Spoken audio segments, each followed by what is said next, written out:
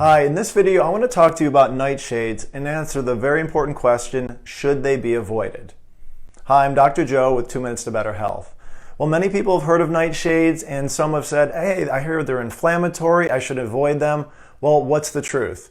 Well, first of all, understand what they are. So potatoes, peppers, eggplant, tomatoes, and paprika are the most common edible forms of these that we're going to find in our culture. Now, there's thousands of different plants and herbs and foods out there that actually contain them, but these are the most commonly consumed and edible forms that we have. So look at a few of these things. Some people may thrive on these things and have tons of these, like tomato sauces, or they have ketchup, or potatoes, the steak and potato person. So how would you know if this is something that you should avoid? Well, great question. So first of all, understand that there's a natural chemical in different plants and vegetables. And in this case, these pesticides, which are toxic to us in mild degrees, are found in nightshades. They're known as solanine and tomatine, and the highest concentration is in the green parts of these. So that would be in the stems or in the leaves of these, which we don't consume primarily, but they do get into the vegetable itself.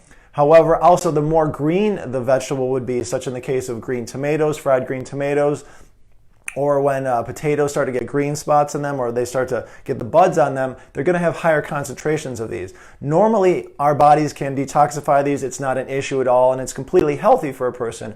However, if people are sensitive, or if they're known to have conditions like arthritis, there are definite food sensitivities, other food sensitivities or allergies, irritable bowel syndrome or disorder, in autoimmune conditions, okay, they should try to avoid these, and we'll talk about that in a moment. But there's actually a diet called the AIP diet, which is an elimination diet for people that want to do paleo but avoid certain things that may be slightly inflammatory. So anyway, so let's find out again, should they be avoided? Well, if you have joint pain, or if you experience an increase in joint pain after you eat certain foods, these specifically, then consider eliminating this. Swelling in the body, GI issues of any sorts, reflux, burping, etc. A lot of people say, I can't eat tomatoes, they're too acidic.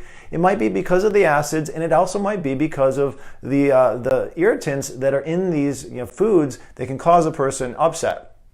Skin irritation, maybe just strange irritation, skin disruptions that you don't even know where it comes from. Nerve sensitivities, or a person with neuropathy. This can be an issue. I see people struggling with this condition, and sometimes there's those pro-inflammatory foods. They're not pro-inflammatory to most people, but they are to those that are sensitive. And migraines, definitely these can come out of the blue for some people, maybe those foods. And other known food sensitivities like dairy and gluten. A lot of people struggle with these foods, so if you're sensitive to these, consider possibly eliminating the nightshade foods. At least it's like 5 or 6 foods. Now they're in other foods, and you have to be careful with this, but consider eliminating for about 3 months. Your body needs that reset period to really get over it. If it is sensitive to it, if it's truly allergic, it may never want to consume it, but a reintroduction of it slowly may make a difference. Gluten-free foods, however, you have to understand, they often contain potato starch, and baking powder also contains a lot of this. So realize that, okay, I'm going to eat gluten-free, and you buy all these gluten-free foods, it may contain one of these irritants in it, in the case potatoes, so definitely be cautious with that. But do realize that many nightshades are healthy. Okay, and they contain important nutrients in it, and micronutrients that are vital for our health. So you don't want to be eliminating everything just because it might be an issue for you. Tomatoes, for instance, have tons of lycopene in it, and your body may want for that. So just be cautious, avoid these things, okay, but if you definitely have these conditions, I would consider it and then reintroduce them slowly. But there's lots of other good options out there for sure. You can look up those things. But hopefully this is helpful for you, give you a better understanding of what a nightshade is, and should you try to avoid it. The overwhelming majority of people, not an issue, but for some of you out there, it might be. So thanks for watching today. Hope you found it helpful. Look forward to seeing you in a future video.